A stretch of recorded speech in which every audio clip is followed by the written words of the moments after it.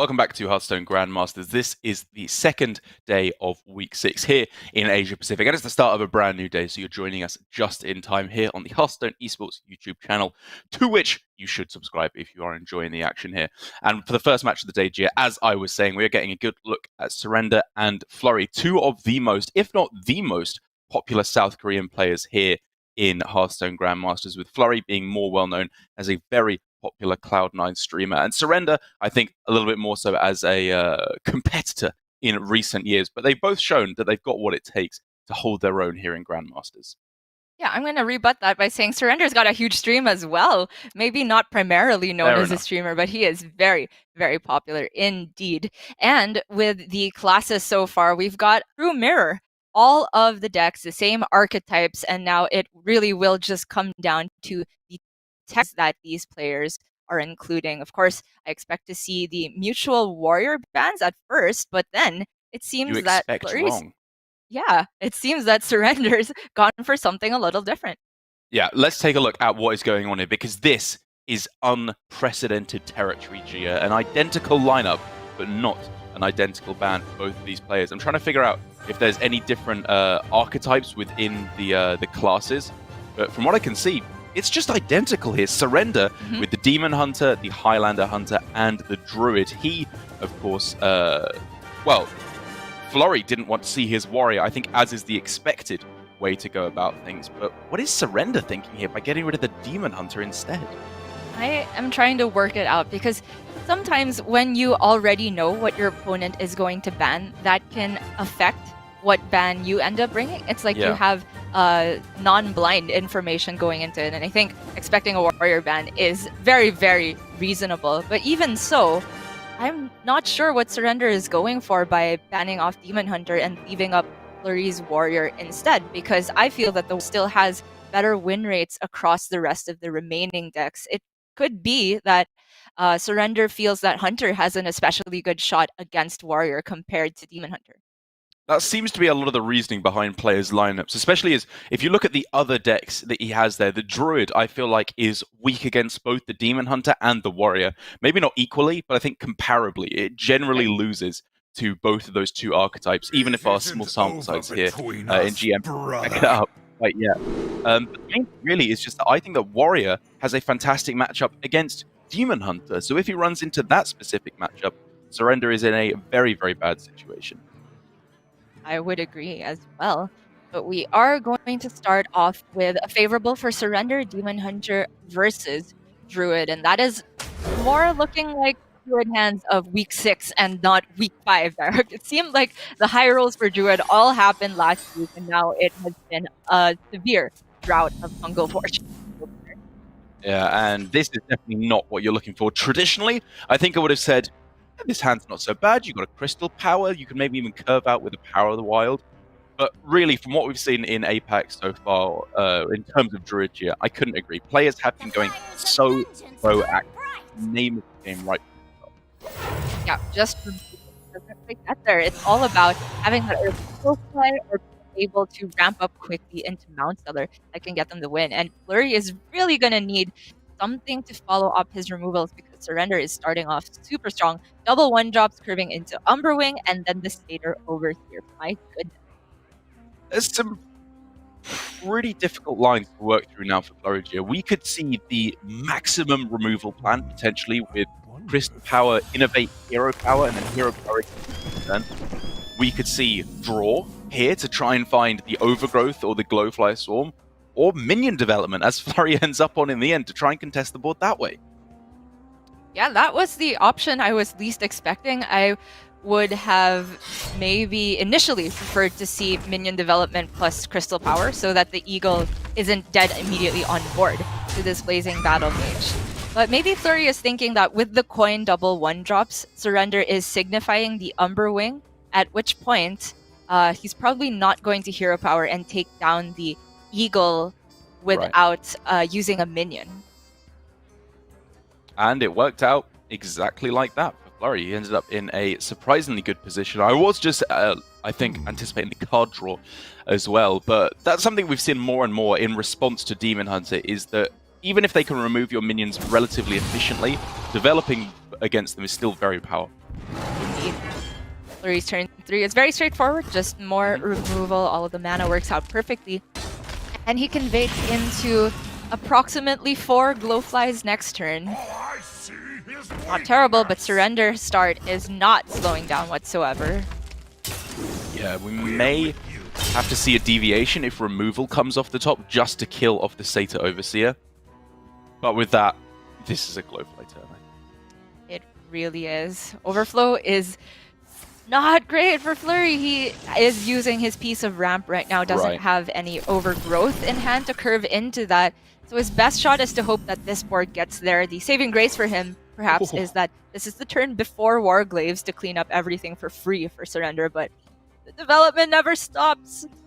And I think that's a great point you bring up about the Warglaives here, because this is the turn where they are likely to be safe. It would have to be exactly Altruist plus Twin Slice on the Outcast card in order to get the job done against this, which you're not playing around at all. Because the other alternate line for Flurry, which looked decent, to be fair, if not especially powerful, was to make a minion this turn, Glowfly on 5, and then bait Overflow on 6 for a slightly longer term plan. But this just allows him to dictate the trades a little bit more heavily, which I'm a big fan of. Indeed. Suffers on the long term, but you really don't have the luxury to be thinking about that against Demon Hunter with a start this powerful. So Flurry is hoping that the top of his deck will provide.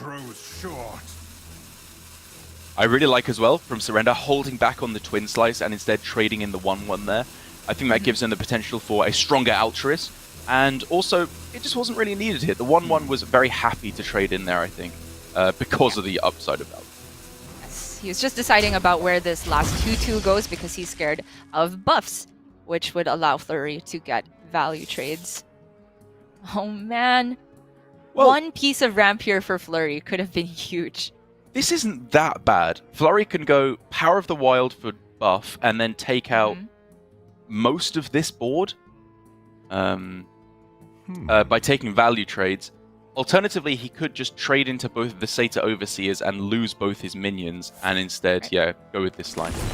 Yeah, I like this better. I think he could afford to draw here, Bog Beam down. Removing the Overseer seems top priority. Yeah. The turn 6 is looking like not very much for Flurry, but as long as he can weather the storm until the overflow, he'll be fine.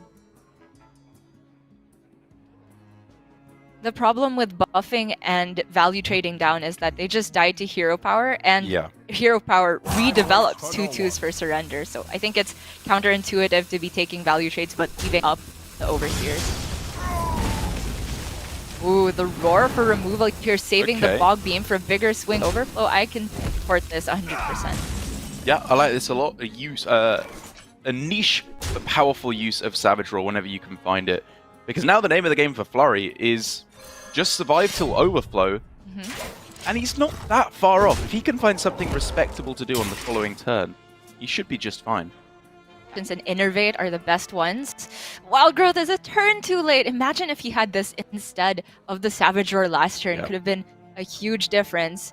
But if you're Flurry, you take those.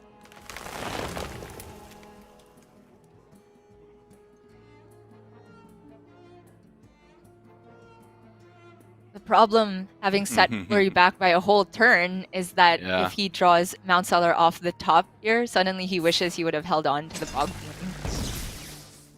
I think I can definitely just agree with going for the removal here. You need the turn to play Overflow. Even if you've got the Mount Seller, you'd probably still just go with the Overflow.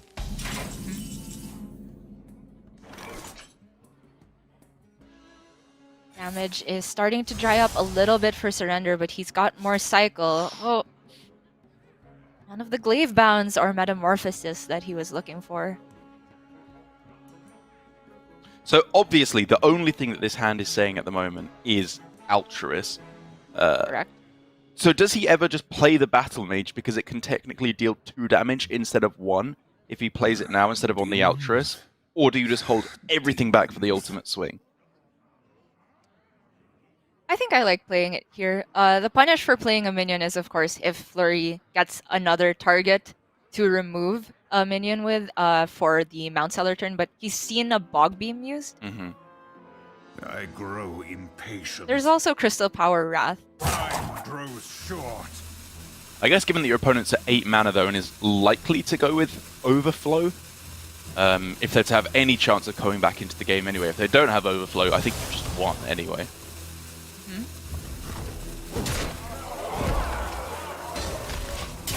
Surrender's going to play both of them, in fact. Hey, I got you, friend. I guess the thinking is these are both going to do probably 1 damage anyway, so let's get the health buff while we can now to try and fight back. He is, of course, met with the news that the Overflow is there, which gives Flurry a chance to pull things back into the game. And with that Mount Seller, this is a big chance, Gia.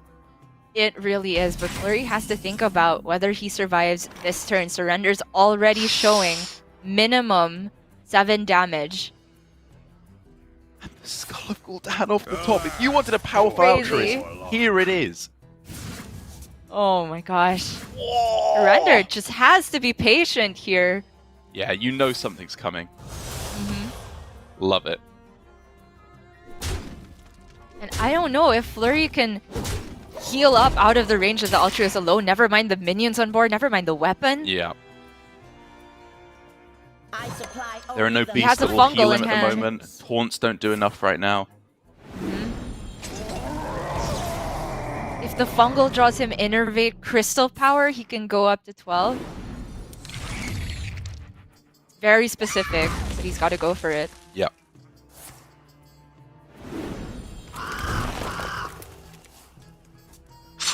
Innervate? That's not the right healing card. Oh, but it's not there. From Flurry's perspective, of course, he has the taunts and he's mainly worried about Kayn. But the Altruist will just push through all of this. More than enough damage. Is there a world where the Porcupine kills the Altruist before it gets done? I mean, I think the thinking at the moment is that maybe there can't be 7 damage coming through on the Altruist is the hope for Flurry. Right, yeah, that is the hope, of course. He couldn't have played around this no matter how he tried. Yeah. Okay. Just need to protect against the Porcupine super high roll. True. They will never catch me. Play more minions. Okay, that goes through taunt. GG. There wow. No Porcupine saving you there. Surrender takes it up 1 game to 0. It was very, very close for Flurry. And again, in the crucial turn that he had of whether you go for the Innervate Glowfly or not, I think it was absolutely the right choice to give him any chance. But Surrender just had the perfect curve. Double 1-drop Umberwing, double Overseer. Druid just really, really struggles to beat that. Yes, that was the Demon Hunter dream. And we were talking about this the other week, that maybe the Druid dream beats the Demon Hunter dream. But Demon Hunter getting a powerful hand is probably more consistent than Druid can get to a turn 3 big Glowfly.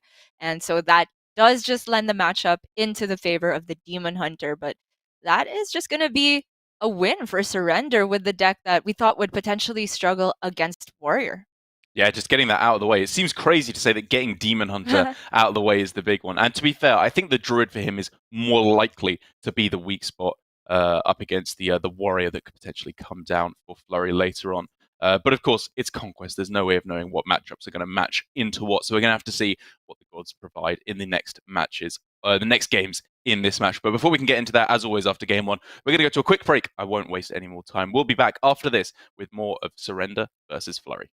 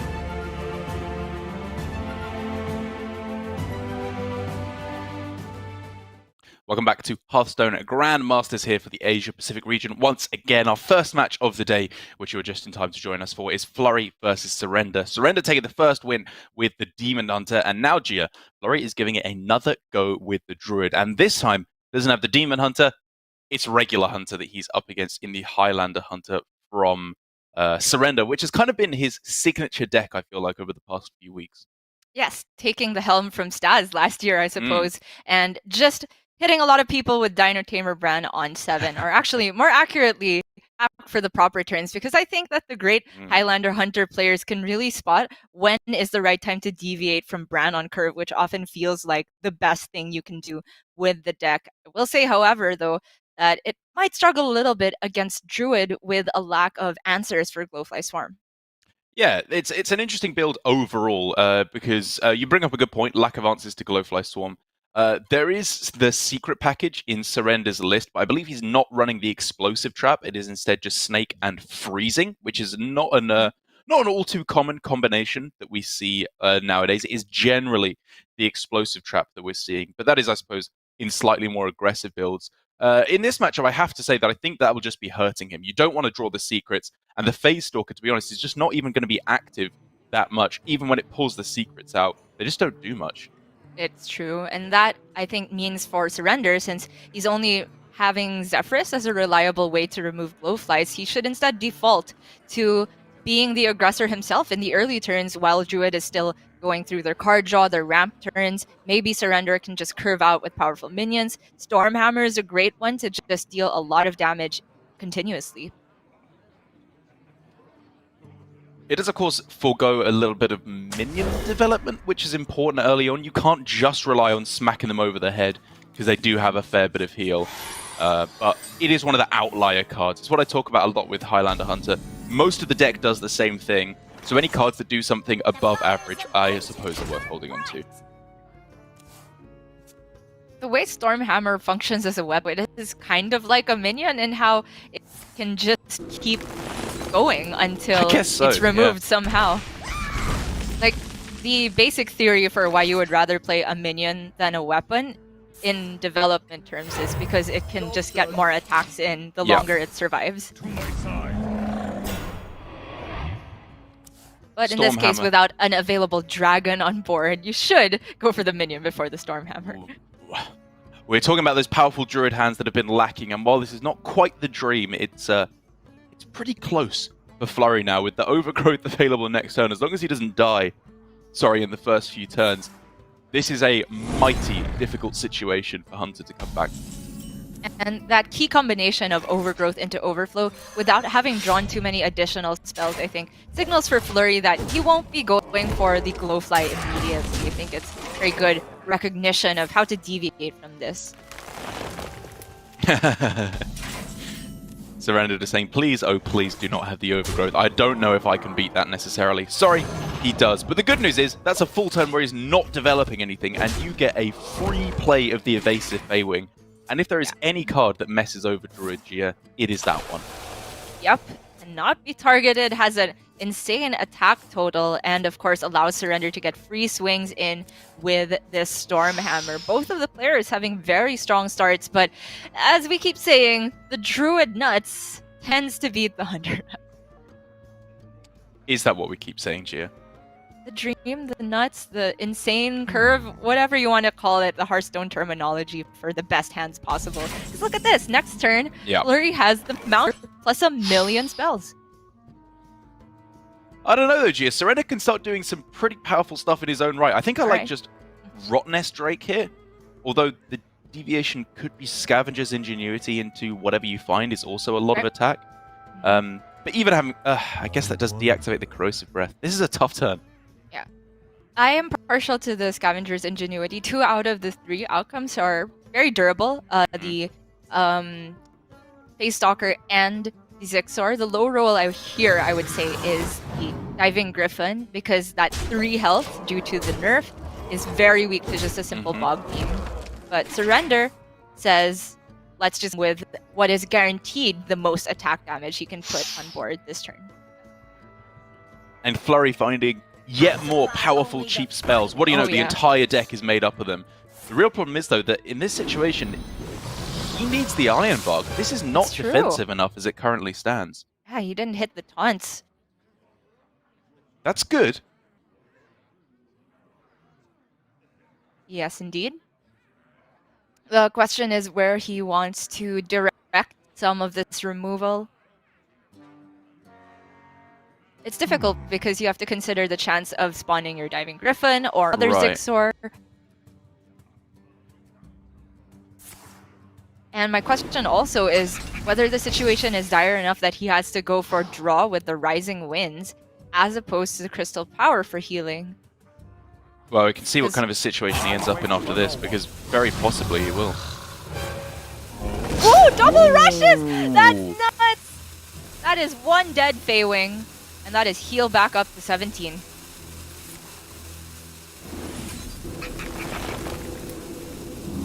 Alright, 2 mega low rolls for two of the best.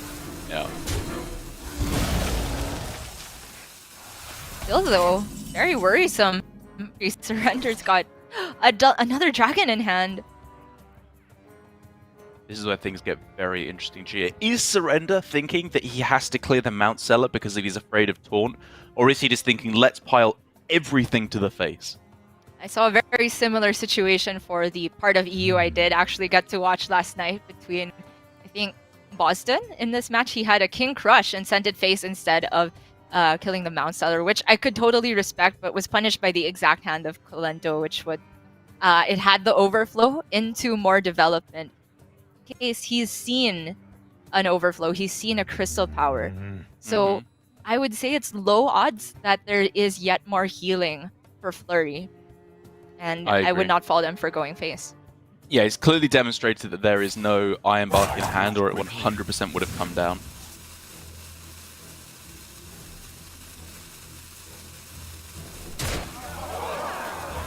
And therefore, I absolutely agree. The base is the place. You force them to have that healing as you easily set up lethal for the following turn. Right. Go for a Corrosive Breath as well, just maximize the use of mana. Hope that the King Crush can free up possible taunt coming down next turn. Whoa! 2 Zigzors in the deck, and he gets one.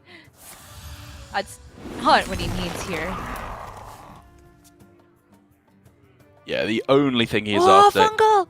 is taunt or heal, and that could be both. Overflow not a possibility anymore now, so it's gonna be Iron Barks. Oh, that's a taunt! There's the taunt.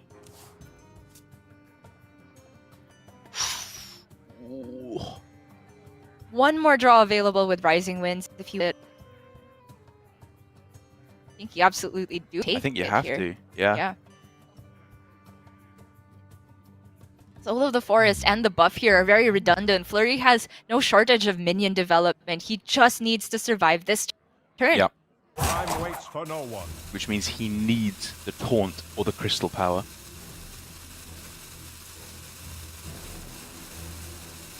Time is running out.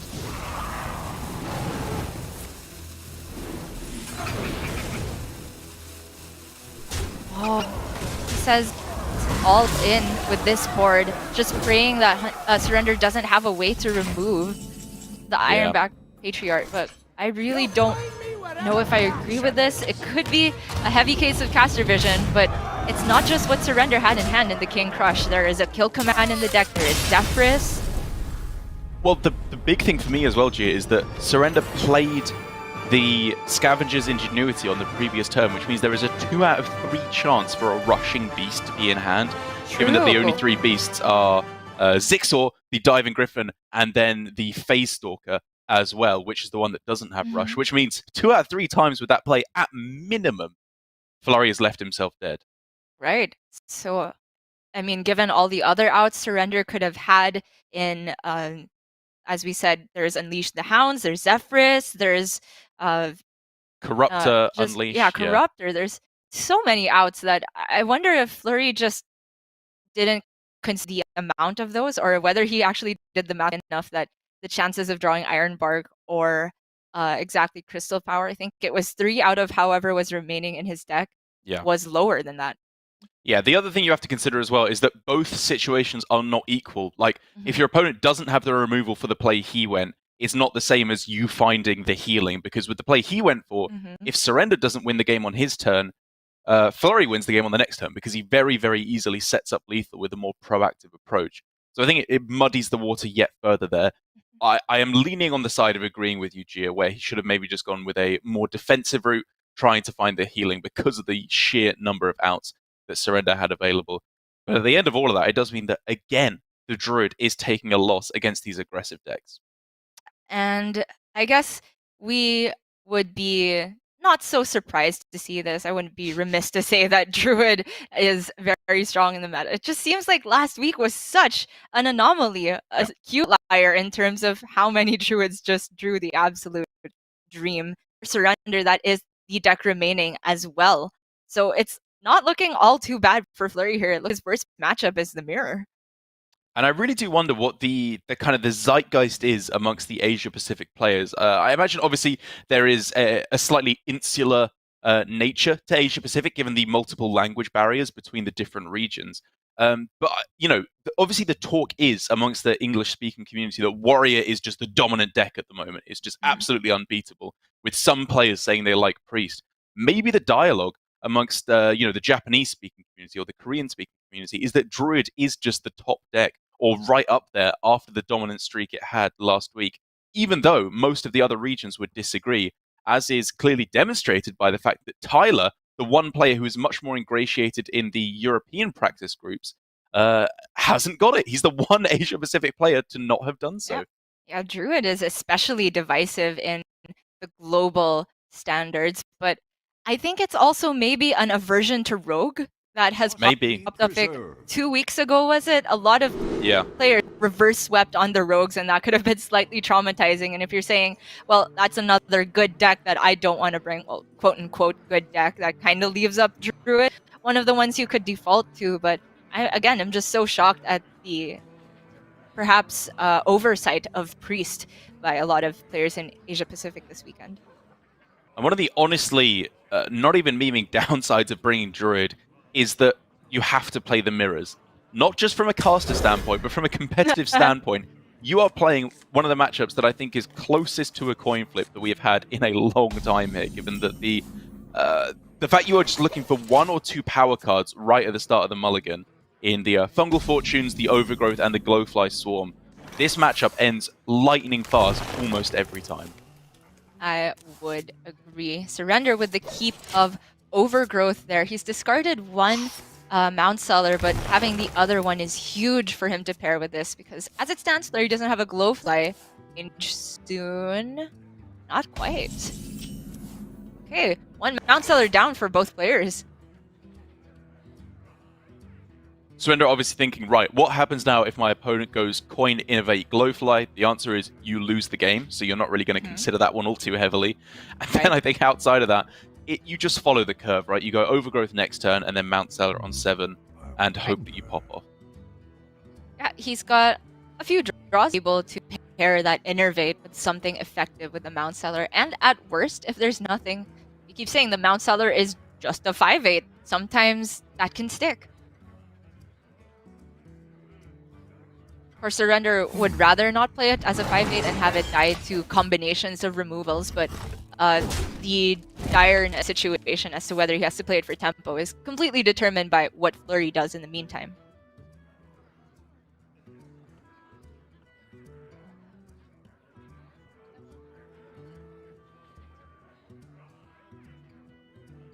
Yikes. Is this a Yikes Power is of the Wild for 3/2? He doesn't even have a target to cycle this Wrath on.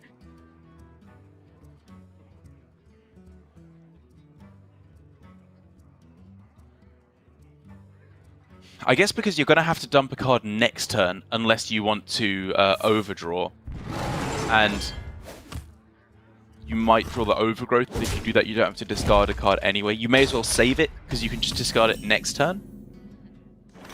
Play it next turn as a 3/2. See that. What was funny to me is that we saw Surrender shaking his head at a terrible turn from Flurry, because he can feel a coin Glowfly coming, but it's not there. I feel like it's happened to Surrender so many times, but he's gonna get the good news. It is just a measly Shield Yeti with a taunt. And you know what? If that's the turn, I think Surrender can afford to wait even more. He has a solid read on no coin Glowfly. Well, I actually wonder, Hijir, if it's worth going for the Mount Seller here, literally just to play it. I guess with a Moonfire as well thrown in there for an extra beast. And then next turn, you're going Innovate Ysera, and then just Overflow, and just draw a bunch of dragons. That's true. Makes a lot of sense. It seems like a very solid, immediate plan. I guess thinking for Surrender is that the failure rate is huge. Probably, sorry, not a high failure rate, but if it fails, that's his last Mount Seller used. Very fair, very fair. So if you get into that world where majority of your dragons are in the bottom half of the deck, then suddenly his plan falls apart and he has no backup mechanics. That is very respectable, and therefore he's deviating slightly, I imagine, unless he gets a truly absurd Mount Seller. Actually, it's already pretty absurd. I was going to say he goes Ysera next turn, but already now, Moonfire, Innovate, Power of the Wild probably is just game ending, so we're going to see that instead. And then a Ysera. Glowfly too, why don't ya? Yeah, and then Overflow. It's just insane.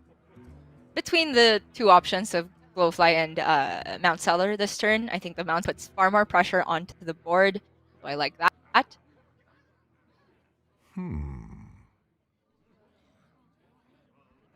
Glowfly generates 5 flies, and the Mount Seller generates 4 minions. Yeah. But those minions are all usually higher quality than the Glowflies. Yeah, I agree completely. The only consideration, of course, is your opponent is about to pop off with Mount Seller.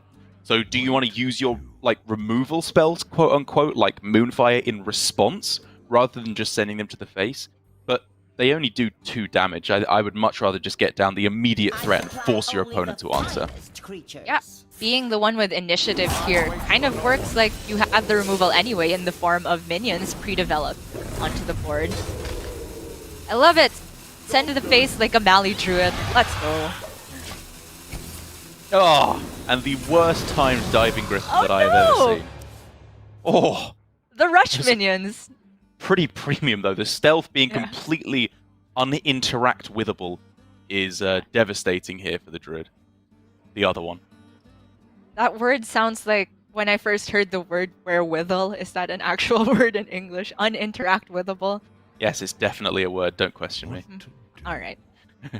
Well, he can kill the Mount Seller. Bog Beam, Wrath. And Coin Overflow. Sure. That maybe sets up for something. It's the only play, I agree. I mean, from Flurry's perspective, if this was an all-in turn from Surrender, all hope is not lost because he could get a Mount Seller of his own and try and pop off. It'll be a lot harder without the Bog Beams, but just a couple pieces of removal could get through low health minions like those stealth. But the problem for Flurry is Surrender has the best follow-up available that isn't just lethal itself. Ysera. Exactly. Flurry, of course, has his own Ysera now with an Iron Bark, so we could potentially see a good old-fashioned Dragonoff here with a Glowfly. A character from a different game. Yeah, it does sound like it, doesn't it? Sorry, the Fungal Fortune's able to draw them out for Flurry, and the Overflow for Surrender. It is a different way to end a Druid Mirror, and I, for one, am glad to see it go to the long game. Sure. Something different. Flurry's got all of the burst, but none of the minions. Surrender has all of the minions and none of the burst. But at 17, he might not even need that burst. Gotta, as it stands, though, punch 15 into this Ysera. But he's got this Overflow to draw into Savage Roar.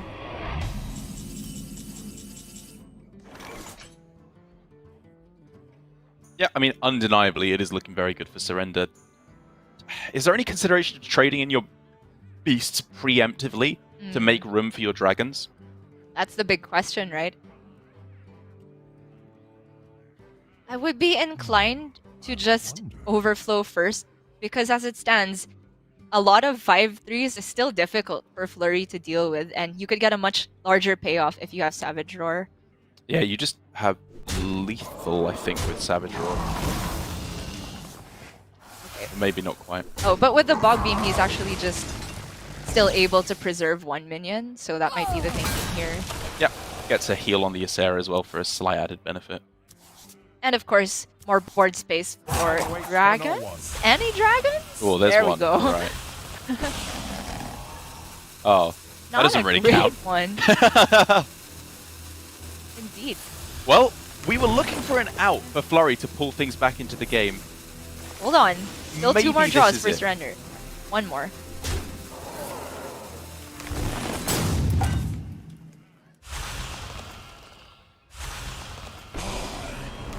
But also maybe not. Maybe this isn't the out for Flurry. Oh my gosh. He finishes the turn as well. He goes from the worst possible dragon to the best possible dragon, one after the other. Indeed. Right. Flurry not starting off with Fungal Fortune here? He's down 2 Bog Beams and only has 1 Iron Bark remaining. So it's gonna have to be just the hugest dragons with an Iron Bark.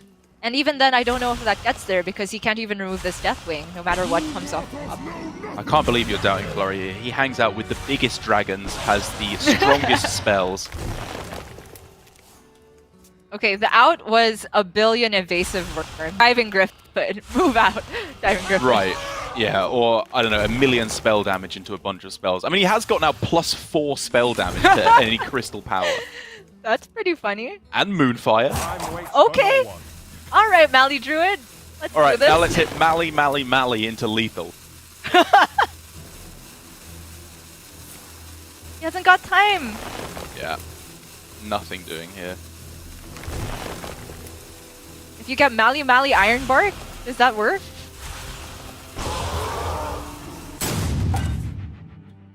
Alright.